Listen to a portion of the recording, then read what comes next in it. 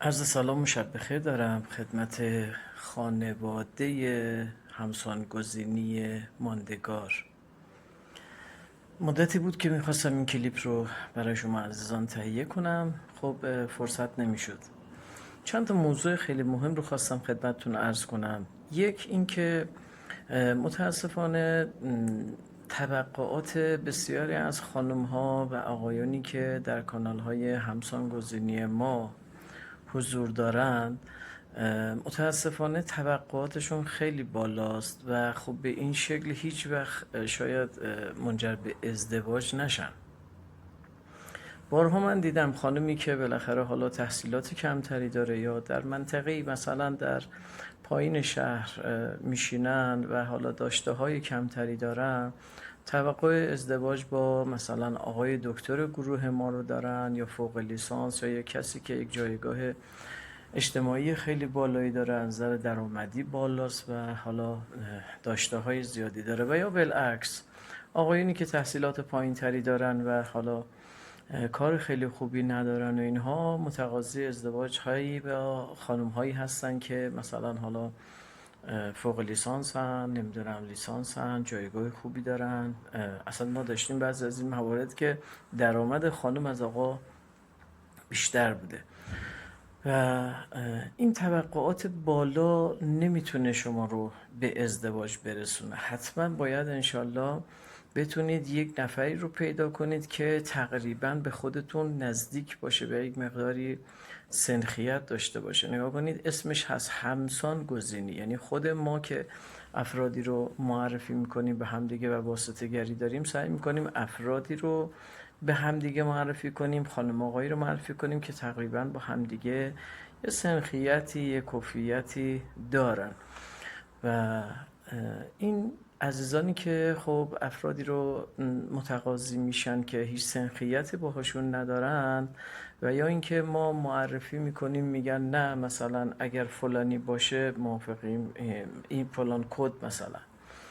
من خواهش میکنم که یک مقداری خانم ها و آقایون توقعات خودشون رو بیارن پایین انشالله تا بتونن زودتر به ازدواج برسن. تا زمانی که من توقعات خودم رو بالا نگه داشتم، من پنجم ابتدایی هم میخوام با یک مثلا لیسانس ازدواج کنم به عنوان مثال. حالا من تحصیلات رو میگم، نمیخوام روی بقیه آیتم ها دست بذارم. پس یکی این که من خواهش میکنم توقعات خودتون رو بیارید پایین تا بتونید انشالله به ازدواج برسید. دوم این که آقایون و خانم هایی در کانال های همسریابی ما هستن، همسانگزینی یا ماندگار ما، که مرتباً به ما پیشنهاد میدن. مثلا به من میگن استاد لطفاً برای این کد، برای این کد، برای این کد برای ما واسطه گری داشته باشید. خب ما نگاه میکنیم اگر سنخیت داشتن که حتما این کار رو میکنیم، اگه سنخیت نداشتن توضیح میدیم براشون که مثلا با توجه به این شرایط شما و ایشون خیلی با هم دیگه سنخیتی ندارید و نمیتونیم اقدامی براتون داشته باشیم.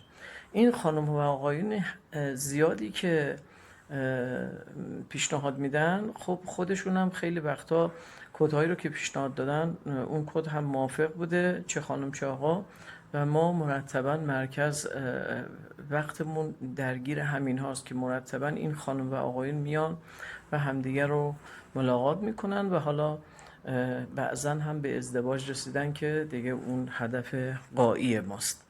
عرض میکنم خدمتتون که بعضی از خانم و آقایون اصلا تا به حال یک مورد هم به ما پیشنهاد نکردن. خیلی عجیبه، یعنی اصلا وقت نمیذارن توی این کانال یه بررسی داشته باشن ببینن چه افرادی بهشون نزدیکی که میتونن به ما پیشنهاد بدن تا ما اون کار و اون واسطه گری رو انجام بدیم. عرض کردم حالا این کار رو عزیزان ما در تیم همسانگزینیمون دارن انجام میدن، ولی اینقدر که الان از طرف خانم ها و آقایونی ما پیام داریم که درگیر این واسطه گری ها هستیم و موافقت میشه و میان کلینیک و همدیگر رو میبینن، یه مقداری وقت ما رو گرفتن و ما نمیتونیم خودمون مرتبا تو این حوزه کار کنیم و خلاصه افرادی رو معرفی کنیم. البته که میگم نمیتونیم، خیلی کردیم، خیلی تا به حال اومدیم خانم هایی رو به آقایون، آقایون رو به خانم ها پیشنهاد دادیم.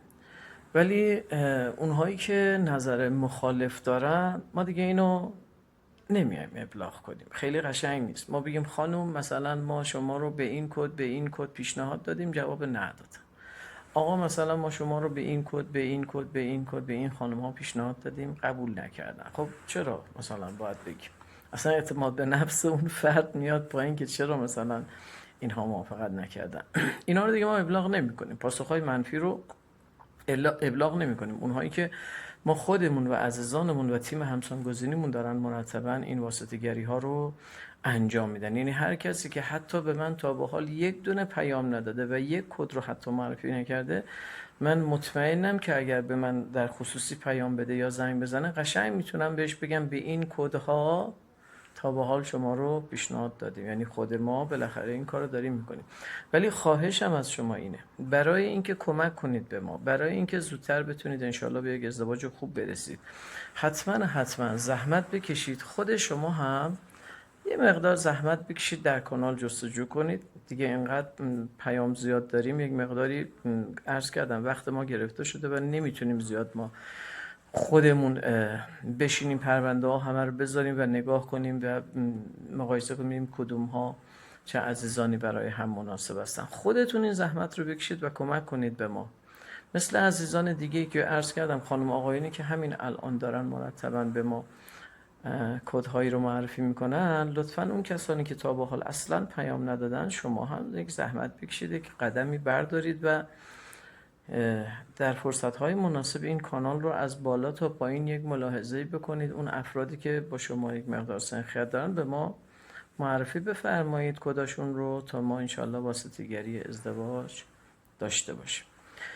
خوشبختی همه شما آرزوی ماست. امیدوارم این دوتا موضوع خیلی مهم، یکی این که توقعاتتون رو انشالله بیارین پایین و یکی این که کدهایی رو به ما معرفی کنید، اقدام کنید. یه موضوع دیگه هم یادم اومد، حیف نگم، خیلی از عزیزان، خیلی از خانم ها یا آقایون وقتی ما میاییم یک کدی رو بهشون پیشنهاد میدیم، مثلا به من میگن که نه مثلا پاسخ منفی میدن. میگم چرا؟ مثلا میگن که به عنوان مثال قدشون کوتاست، مثلا میگن که مدرک تحصیلیشون فلانه، مثلا میگن که خونه ندارن، مثلا میگن فلان. یا عزیزانی که حالا اصرار میکنن که عکسشون رو میشه ببینیم، عکس رو میفرستیم، میگن نه نمیخوام. حالا ما وقتی میگن نه که عکس رو هم بعد تو این شبکه‌های داخلی پاک میکنیم. میخوام اینو بگم عزیزان من، خواهش میکنم ازتون، با تجربه‌ای که حقیر سالها در امر مشاوره دارم و کار خانواده دارم انجام میدم، من خواهش میکنم روی اون فرم خانم ها و آقایون به هیچ عنوان خیلی نظر ندید. روی اون عکسی که بعضا تقاضا میکنید و براتون ارسال میکنیم، خواهش میکنم روی اونها خیلی شما نظر نهاییتون رو ندید. من سوال میکنم از شما، یه خانم، یک آقایی که خیلی با شخصیت، خیلی خانواده داره، خیلی فرهنگ بالایی داره، میتونه خیلی خوب ارتباط مؤثر داشته باشه و الی آخر با یک ادبیات قشنگی صحبت کنه، اصلا ذات آدم ها، من سوال میکنم این ذات آدم ها رو چطوری میشه تو فرم بنویسم؟ اگه من بنویسم که من خیلی ذاتم خوبه، خیلی خانواده دارم، که هر کس بخونه که میگه چقدر این فرد خودشیفته است که اینها رو نوشته. من خواهش میکنم روی عکس ها، روی فرم ها زیاد نظر ندید لطفا. خواهش میکنم یک مقداری موافقت کنید، بیاین مرکز، ببینید همدیگر رو. بارها من دارم به خانم ها و آقایونی که حالا ما معرفی میکنیم، که عرض کردم اونایی که ما خودمون معرفی میکنیم، خیلی دقت میکنیم که تقریبا به همدیگه نزدیک باشن. آخه یه حسنی که داره، من خودم اکثر این خانم ها و آقایون در کانال رو میشناسم، یا مراجعاتم بودن، یا حالا پرونده طلاقشون دست من بوده، یا دانشجوی من بوده، یا آشنای منه، هرچی یا اومدن کلیدینگ اصلا با خود من صحبت کردن، قشنگ من شخصیتی اینها رو میشناسم. خیلی از این خانم ها و آقایون رو من میشناسم و وقتی به هم معرفی میکنم احساس میکنم که میتونن مناسب باشن برای همدیگه، ولی بدونی که یک کمی تأمل کنن زود پاسخ نه میدن. همون عرض اولیه منه که توقعات متاسفانه بالاست و هم این که خلاصه یه مقداری زود پیش داوری و قضاوت میکنن و نمیتونن اون شخصیت اصلی که بعضی از عزیزان دارن رو درک کنن. من خواهش میکنم عزیزانی که بهتون پیشنهاد میشه یک مقدار زود پاسخ نه ندید. بگید مثلا باشه من موافقم که بیام ایشون رو ببینم. خب حالا جلسه میذاریم مرکز، تشریف میارید، خانم ها و آقایون همدیگر رو میبینن، با همدیگه صحبت میکنن، حالا بعد بگن نه هیچ اشکالی نداره. ولی اینکه زود رو فرم قضاوت میکنن، میگم شما چرا ایشون رو به نظرت مثلا منفی اومد؟ میگه قدشون مثلا فلانه. میگم آقا ممکنه که مثلا این خانم همینطوری قدشون نوشته فرضی مثلا، و اصلا من سوال میکنم اون شخصیت، اون ذات خوب، اون آدم‌های با اصالت، اون با فرهنگ بودن، اصلا آدم‌های خوب هر چی بخواین فکر کنید، اگر بخوایم مراتبش رو از بالا اولویت‌ها رو بگیم که چه شخصی میتونه یک شخصیت خیلی خوب داشته باشه، این قده کجا قرار میگیره؟ خیلی پایین.